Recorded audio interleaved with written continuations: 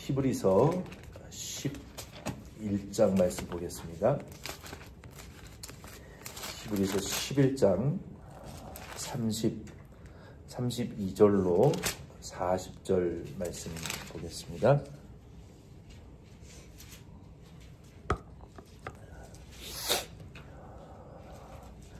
이번 주일에 히브리서 12장 그리고 이제 말씀을 시작했는데 저희가 히브리서에 나타난 그 믿음의 영웅들 12그룹 시리즈를 아직 다 마치지 못했는데 그 12번째 그룹에 해당하는 히브리서 11장 32절로 40절 말씀을 오늘 이 말씀의 은혜를 우리가 나누고, 그리고 12장 말씀을 지난 주일에 이어서 계속 증거하려고 합니다.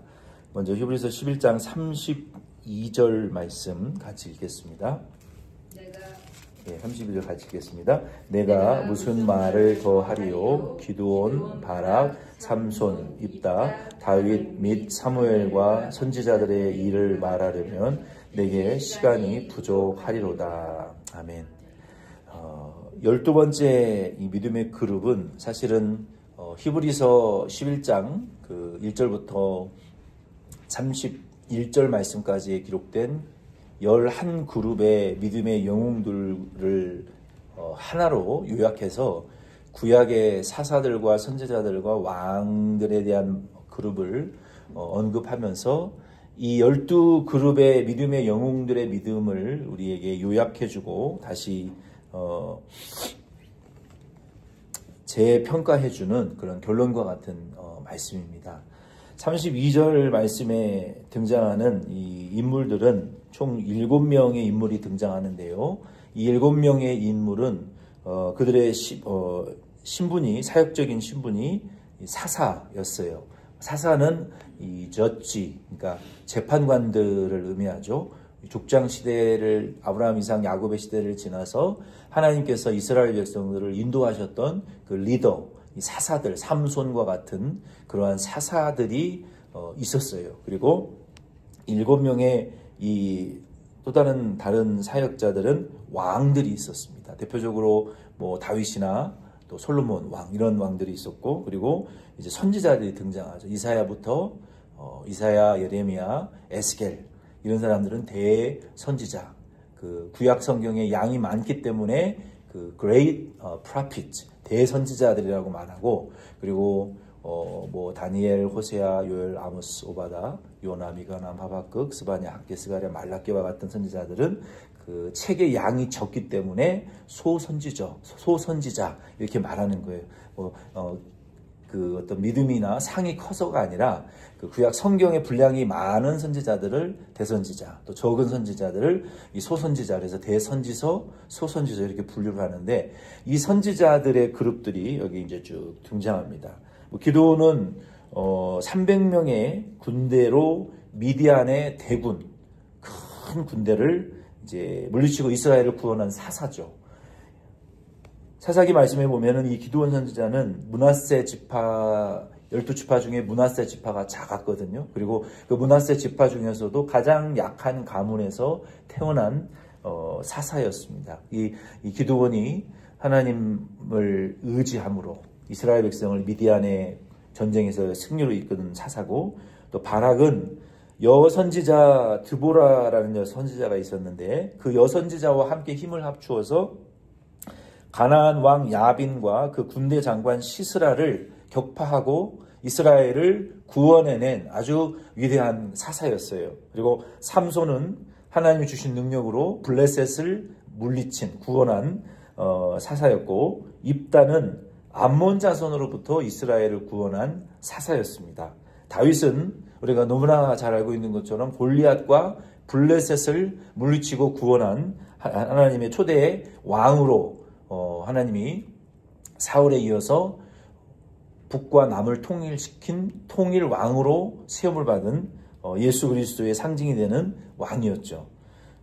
그리고 사무엘은 하나님이 마지막 사사와 또 선지자로서 가장 위대하게 쓰신 기도의 종, 기도하는 것을 쉬지 아니하였던 가장 위대하게 쓰임받은 사사와 선지자 중에 한 사람이고, 이스라엘이 가장 암흑했던 영적인 흑암의 시기에 이스라엘 민족을 구원해낸 하나님의 선지자여 사사였잖아요. 그리고 선지자들은 하나님의 말씀을 받아서 하나님의 말씀을 대적하는 자들에게 하나님의 말씀을 가르치고 하나님의 뜻을 선포했던, 그 자기의 사명을 끝까지 감당했던 주의 이 쓰임을 받은 리더의 그룹들이었습니다. 이 일곱 부류의 7명의 사람들이 이러한 사사와 왕과 선지자로 쓰임을 받았는데, 그분들은 어떤 믿음의 일을 했느냐. 33절로 37절, 시브리서 11장 33절로 37절 같이 읽겠습니다. 시작.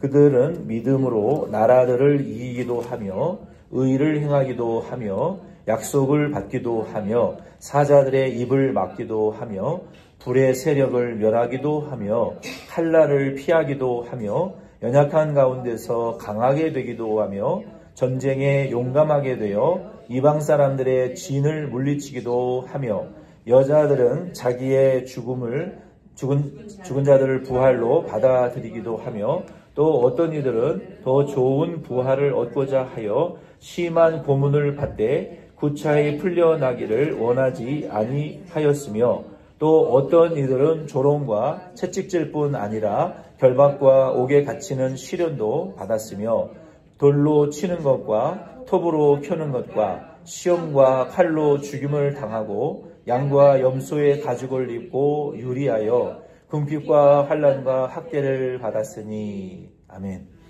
이렇게 구약의 사사들, 선지자들, 하나님 때문에, 그러니까 예수님 때문에 하나님이 주신 그 약속을 지켜내느라고 이런 이 점점 가중되는 걸 우리가 발견할 수 있죠. 작은 환난부터 아주 순교의 단계에 이르기까지 이 하나님 때문에, 하나님의 약속 때문에, 하나님의 나라와 하나님의 백성, 그러니까 이 복음을 위하여 믿음이 있었던 구약의 성도들과 믿음의 영웅들이 약속 때문에 딱 요거 하나, 다른 거 없어요. 뭐 때문에 이렇게 고난과 순교에 이르기까지 어려움을 당했느냐? 이분들은 하나님의 말씀을 따라갔기 때문에 그러한 어려움을 당했다는 거예요. 이분들은 그래서 하나님의 약속을 바라보고 그 약속이 이루어지기를 기다리다가 하나님의 약속을 이루기 위해서 하나님을 버릴 수 없다 보니까 나라와 전쟁도 했어요. 나라를 얻기도 하고 나라를 정복하기도 했어요. 나라를 빼앗기도 했고 또 나라를 다 정복해서 하나님이 죽일 자는 죽이고 살릴 자는 살리라 하신 명령대로 하나님이 믿음으로 나라를 얻는 그러한 믿음의 영웅이 되었다는 거예요. 오늘날도 우리가 교회는 정치적인 입장이 없습니다. 목사도 정치적인 입장이 없어요. 그러나 지금 현 시국과 같은 한국의 상황은 이건 정치적인 입장이 아니에요. 있을 수 없는 일들이 일어나고 있어요, 지금. 우리가 할 수 있는 것은 기도밖에 없어요. 근데 하나님이 무슨 일이 일어나게 하시든지 간에 나라가 성공하든 망하든 전쟁이 일어나든 전쟁이 일어나지 않든 지금의 시국의 상황을 보면은 바이든도 몰랐고 미국 정부도 몰랐고 국방부 장관도 몰랐어요. 만약에 북한이 지금 도발을 하면 인류에 엄청난 재앙이 일어나는 거예요. 이거는 단순히 그걸로 끝나는 것이 아니라 이 일로 인해서 미국의 투자가들이 한국의 수십조가 한순간에 날아갔어요. 경제가 파탄에 이르르고 있어요. 저와 여러분의 부모, 형제, 친족들이 미국의 핵무기 아래 목숨을 지금 담보로 걸고 이 얼마나 공포스러운 공포가 한국을 지금 엄습하고 있는지 몰라요. 40년 전에 일어났던 이러한 이 공포가 영화로만 만들어지고 상상이 되었던 이러한 공포가 한국이 전쟁으로 멸망할지도 모른다라는 이런 공포가 지금 한국이 일어나고 있어요. 그래서 우리는 입장이라는 것은 있을 수가 없어요. 설득할 필요도 없고, 그러나 중요한 것은 우리는 이게 현실이에요, 지금. 대한민국 국민은 미국의 시민권자라 할지라도 대한민국으로 국민으로 태어났던 우리 한국 기독교인들은 이러한 상황들을 우리가 상상이나 우리가 했던 상황입니까? 이러한 상황들이 일어날 것이라고는? 우리의 살고 죽는 것이 내가 노력한다고 내 뜻대로 내 노력대로 되는 게 아닌 것 같아요. 이 세상이. 무슨 일이 일어날지 모르는 세상이에요. 그래서 우리 성도들은 하나님을 의지하는 믿음으로 살아야 되는 거예요. 그래서 믿음의 위인들은 나라가 위기에 처했을 때 그냥 모르는 척하고 조용히 침묵하고 자기 할 일만 하면 된다. 나라가 없어지는데 무슨 할 일을 합니까? 직장이 없어지고 가족들이 죽어나가면 무슨 할 일을 해요? 기반 시설이 없어지고 도시가 망하면 내 할 일이 뭐가 있어요? 아무것도 없어요. 우리는 모르는 척하고 옛날에 유교 양반들처럼 집이 홍수가 나서 떠내려 가도 유교의 가르침은 그게 한국의 아주 안 좋은 유교적인 습관이 그냥 모른 척하고 가만히 있는다고 되는 게 아니에요. 정말로 나라가 위기에 처했을 때는 위기의식을 느끼고 기도해야 되고 나는 뭐 미국 시민권이 있으니까 아니요. 정말 그거는 이기적인 태도예요. 어떻게 내 조국과 내 나라가 이런 위기에 처해 있는데 조용히 입을 닫고 혼자 기도하라는 말이 그게 맞는 말입니까? 그거는 하나님 앞에서 잘못된 거예요. 이스라엘 백성들 나라가 위기에 처했을 때 하나님 앞에 얼마나 회개하고 죄를 뒤집어쓰고 나라를 구원해달라고 하나님 앞에 나는 죄짓지 않았지만 정치인들의 잘못을 회개하며 얼마나 회개했습니까? 우리가 3.1절 독립운동할 때 기독교인 독립운동가들이. 저는 정말 답답해요. 이런 위기 속에서도 위기감을 못 느낀다는 것은 이건 하나님 앞에 진짜 범죄예요, 범죄. 어떻게 나라와 민족을 위해서 우리가 기도하지 않을 수가 있어요, 이 시국에. 정치적인 입장을 떠나서 한국의 이러한 저는 한국의 쿠데타가 일어났을 때 그 전라남도 단양에 살고 있었기 때문에 저희 그때 당시에는 전쟁과 이 살인의 어렸을 때 이 공포라는 것은 느껴보지 않은 사람은 몰라요. 온 동네가 모든 그 생업을 제쳐놓고 그 2.5톤 트럭에 사람들을 태우고 삽과 낫을 들고 뭐 주먹밥을 만들어가지고 농산일이고 밭일이고 다 제쳐놓고 거기 그 국가의 평화를 지키기 위해서 달려들었다고요. 어렸을 때에도 그런 공포가 있었고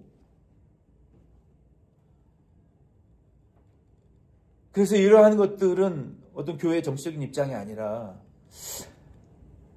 나라가 무너지면 교회가 무너지고 교회가 무너지면 공산주의나 독재가 들어오면 제일 피해를 입는 것이 기독교인들입니다. 그래서 우리는 하나님의 뜻대로 나라와 흥망성쇠가 되는 것이지만 침묵한다고 사랑하는 건 아니에요. 기도해야 될 문제고 심각성을 느껴야 될 문제예요. 저는 그러한 것들이 공포로 느껴지고 정말 한국 사회에 얼마나 전쟁이라든지 이러한 무서운 일들이 일어나게 되면 우리의 가족들이 다 피해를 보는 건데 정말 한국이 어떻게 될 것인지 심히 근심스러워요.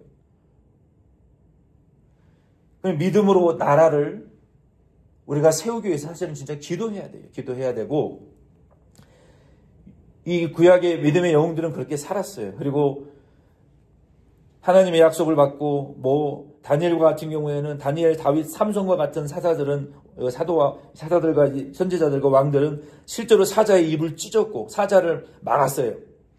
불도 이겼어요. 사드락, 메삭, 아벳느고는 그 쇠를 녹이는 천도가 넘는 그 뜨거운 불풀물 속에 들어갔는데도 불이 그들의 머리카락 하루지도 사르지도 못했다라고 성경은 분명히 그러니까 불의 세력을 이겼다는 그들을 말하는 거고 칼날도 이겼고 엘리야와 같은 경우에는 로뎀나무에서 하나님 요만하면 됐사오니 내 생명을 취하여 주시옵소서라고 탈진해서 죽기를 바랐으나 하나님이 까마귀를 통해서 물과 고기를 먹이시고 호렙산까지 이르게 하는 강력한 하나님의 종으로 그리고 거기 가서 바알과 이세벨의 선지자들과 850명의 그 수백 명의 선지자들을 다 잡아 죽이고 심판하는 강력한 자로 엘리야가 다시 변화되었잖아요. 연약한 가운데에서 믿음으로 약하게 되었고, 또 그들은 그 34절 말씀대로 이 7명의 선지자와 왕과 사사사들은 연약한 가운데에서 강하게 되었는데, 그 비결이 뭐냐? 하나님의 약속을 믿는 믿음으로 강한 자가 되었다는 거예요. 그래서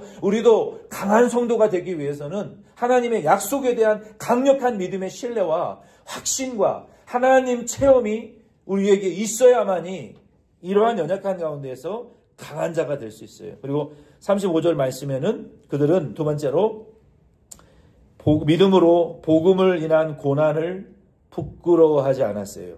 이 35절 말씀은 해석에 상당히 논란이 있는 말씀 중에 하나인데, 어떤 논란이 있는 구절이냐면은 이 말씀을 이렇게 들으시면 절대로 안 돼요. 여기 여자들은 자기의 죽은 자들을 부활로 받아들이기도 하며 어떤 이들은 더 좋은 부활을 얻고자 하여 심한 고문을 받되 구차히 풀려나기를 원하지 아니하였으며, 예를 들면은 여기 이 땅에 그러니까 이미 죽은, 예수 믿지 않고 죽은 성도들을 위해서 이 땅에 있는 성도들이 대신 고난을 많이 받으면 음부에 있는 영혼이 천국 간다든지, 연옥에 있는 영혼들이 천국을 간다든지, 이러한 교리는 잘못된 교리예요. 그게 카톨릭에서 말하는 잘못된 교리이거든요. 죽은 사람은 천국과 지옥이 그 이후로 절대로 바뀌어질 수가 없고, 그 이전에 하나님의 섭리대로 되는 것인데, 카톨릭은 그것이 바뀌어질 수 있다라고 잘못 가르쳐요. 돈 때문에, 사도의 권세 때문에. 그러나 성경은 이 35절 말씀은 그것을 말하는 것이 아니라 구약의 믿음으로 하나님의 약속을 지킨 성도들의 특징을 보니까, 그리고 신약의 믿음으로 하나님의 약속 때문에 순교에 이르기까지 죽음에 이르러서도 예수를 부인하지 않고 예수의 얼굴에 초상화에 침을 뱉고 걸어가면 살려주고, 그렇지 않으면 그 자리에서 총으로 쏴 죽였던 이러한 고난 가운데에서도 구차하게 목숨을 구하기 위하여 예수의 초상화에 침을 뱉고 발로 밟게 했던 일제강점기에 기독교 교회를 그렇게 했어요.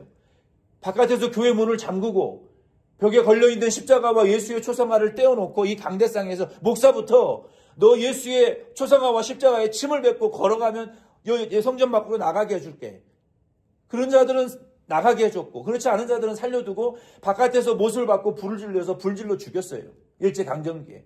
러시아에서도 그랬고, 이와 같은, 그럼에도 불구하고 예수의 그 십자가의 초상화를 밟지 못하고 침을 뱉지 않은 순교자들도 있었어요. 총으로, 창으로, 혹은 톱에 켜서, 혹은 기름가마에 넣어서 튀겨서 죽거나, 목졸로 죽거나, 사지가 찢겨져 죽거나, 짐승의 밥이 되어 죽거나, 예수 때문에 그런 분들도 있었어요. 그래서 그렇게 구차한 목숨을 얻기 위해서 믿음을 저버리지 않았던 그 믿음의 영웅들의 특징이 무엇이냐? 그들은 이 땅에서의 목숨에 연명하지 아니하고 하나님 나라의 영생에 대한 열망이, 믿음이 더 강했기 때문에 이 땅에서의 목숨을 순교도 믿음 때문에 구차하게 구걸하지 않았다는 거예요. 그런 의미로 우리가 이 말씀을 이해하는 것이 옳습니다. 그래서 복음 때문에 하나님 나라의 보상을 바라봤기 때문에, 하나님 나라의 상급을 바라봤기 때문에 이 땅에서의 잠깐 동안의 삶을 포기할 정도로 강한 믿음을 가지고 있었다. 그리고 36절 30절 말씀해 보면은 이 구약의 믿음의 영웅들은 믿음으로 이미 살아있는 순교자와 같이 세상에서 살았다는 거예요. 이미 믿음으로는 하나님 앞에 순교한 사람과 같이 믿음으로 복음을 위하여 고난받는 데 부끄러움을 받지 않았다는 거예요. 마지막 38절로 41절 같이 읽겠습니다. 시작. 이런 사람은 세상이 감당하지 못하느니라. 그들이 광야와 산과 동굴과 토굴에 유리하였느니라. 이 사람들은 다 믿음으로 말미암아 증거를 받았으나 약속된 것을 받지 못하였으니 이는 하나님이 우리를 위하여 더 좋은 것을 예비하셨은즉 우리가 아니면 그들로 온전함을 이루지 못하게 하려 하십니다. 아멘. 이와 같이 그 구약의 이 믿음의 영웅들은 하나님의 그 약속을 믿음으로 순교까지 불사했어요. 그리고 하나님 나라에 더 좋은 영광스러운 부활이 있었기 때문에 순교에도 두려워하지 않았다는 거예요. 그리고 38절 41절 말씀에 보면은 이분들은 여기 우리 한글 개역 개정 성경에는 세상이 감당하지 못하는 자들이다라고 말했지만 이 원어에 보면은 주어가 이 믿음의 영웅들이에요. 그러니까 세상이 주어가 아니라 세상이 이 믿음의 영웅들을 감당하지 못했다라고 해석이 되었지만 원어에 보면은 주어가 이 믿음의 영웅들이 세상을 가치 없는 것으로 여겼다. 이렇게 되어 있어요. 그러니까 세상의 주어가 감당하지 못하는 세상의 주어가 아니라 믿음의 영웅들은 어떻게 이 소중한 목숨을 내어주기까지 예수 그리스도의 이름 앞에 여러분 생각해 보세요. 한경직 목사님이 세계 기독교 종교인들에게만 주는 노벨 평화상과 같은 그 평화상을 받으면서 자기는 이 상을 받을 자격이 없다라고 고백을 했어요. 왜 그랬습니까? 나도 신사참배를 했다라고 말했잖아요. 그렇죠? 나도 일제강점기 때 그 총칼 앞에 무서움에 떨어서 예수보다 내 생명 보존하는 것이 더 소중하게 여겨졌기 때문에 나는 이 상을 받을 자격이 없다라고 고백을 했잖아요. 그거 보세요. 우리도 그거 사람들 앞에 보는 앞에서 그냥 내가 가짜로 내 목숨 살기 위해서 살아서 더 전도하면 되니까 예수의 초상화에 침도 뱉고 발로 십자가도 밟고 살아나가서 내가 회개하고 예수 전하면 되지. 맞아요. 그래도 돼요. 그러나 이 믿음의 구약의 영웅들은 그게 종이 한 장의 차이지만 그렇게 안 했다는 거예요. 그렇게 할 수가 없었다는 거예요. 왜 그랬어요? 이 믿음의 영웅들은 그렇게 사는 것이 무가치하다라고 여겼기 때문에 그래요. 내가 그렇게 해서 영화를 누리고 좀 더 생명을 보존한들 이 양심의 부끄러움을 평생에 안고 내가 무슨 주의 일을 하겠냐는 거예요. 세상에 그런 평가를 받으면서 사느니 죽으면 죽겠다. 우리가 너무나 잘 알고 있는 그 크로스비라는 맹인 찬송가를 정말 많이 쓴 그 가수가 있잖아요. 그분이 죽을 때까지 눈을 못 떴는데 어떤 분이 인터뷰를 하면서 물어봤다는 거예요. 당신이 예수님을 만난다면 눈을 뜨고 싶지 않겠습니까? 그렇게 물어봤다는 거예요. 그랬더니 그 크로스비 그 여사가 이렇게 대답했다는 거예요. 아니요. 나는 죽을 때까지 이 블라인드의 눈이 열려지지 않기를 바랍니다. 왜 그렇습니까? 그랬더니 어차피 나는 소경으로 태어났고 나는 이 세상을 떠날 때 사람을 한 번도 보지 못했는데 이 세상을 떠나기 전에 사람을 보기 전에 천국 가서 눈 뜨고 맨 먼저 예수님을 보고 싶다라고 그렇게 얘기했다는 거예요. 세상을 무가치한 것으로 여기는 사람들은 그런 말을 할 수가 있는 거예요. 그리고 정말로 말뿐만이 아니라 종이 한 장 차이지만 세상을 무가치하게 여기기 때문에 하나님의 나라를 그 하나님의 나라에 오는 하나님의 나라를 더 크고 더 강하고 더 큰 상급과 보상으로 여기기 때문에 이 세상의 그 가치는 별거 아닌 것이고 하나님의 나라는 영원한 것이니까 그 하나님의 나라에 대한 가치와 보상을 더 크게 여기는 믿음의 영웅들이었다라고 우리에게 말하고 있는 거예요. 그래서 이 12그룹의 아벨, 가인, 에녹, 노아, 아브라함, 사라, 이삭, 야곱, 요셉, 모세, 부모, 모세, 기생, 라합, 그리고 사사와 선지자들과 왕들, 이 12그룹의 믿음의 영웅들은 세상의 가치가 아니라 하나님의 나라의 가치를 더 중요하게 여겼고 그 나라가 아직 완전히 오지는 않았지만 미리 그 천국을 맛보고 느끼며 완전히 천국에 몸은 여기 있지만 영은 천국에 사로잡혀서 사는 이 땅에 살지만 하나님 나라에 속한 자로 살아가는 자들이었다는 거예요. 세상은 잠깐이지만 하나님의 나라는 영원한 것을 알았고 세상의 삶을 통해서 여기는 기회라는 거예요. 우리가 태어났으니까 이 땅에 태어나는 한 이 썩어지고 욕되고 비천하고 약한 이 육의 몸을 이용해서 영원하고 영광스럽고 거룩하고 썩지 아니하는 주 예수 다시 오실 때에 부활하고 영광과 면류관으로 영생에 들어가 천국에서 안식할 그 하나님의 나라의 영원한 영적인 가치를 알고 이 땅에서는 무가치하지만 하나님 나라에서 영원한 가치를 위해서 자기의 인생을 온전히 투자하고 하나님 나라에 대한 보상으로 충만했던 자들이었다는 거예요. 그래서 우리도 100% 이렇게 믿음의 영웅들처럼 되지는 못하겠지만 되기를 소망하지만 우리는 이 땅에서의 삶이 우리도 요 12명의 지금까지 우리가 11에서 11장을 통해서 살펴보았던 믿음의 12그룹의 영웅들과 같은 이러한 믿음을 가지고 하나님의 그 약속 때문에 하나님이 허락하시면 우리도 순교까지라도 이 믿음의 영웅들과 같은 고난받는 삶을 우리가 그리스도의 군사와 제자로 자치해 갈 수 있는 그러한 이 어려운 때에 믿음의 덴버시 장로교회 저와 여러분 다 될 수 있기를 예수님 이름으로 부탁드립니다.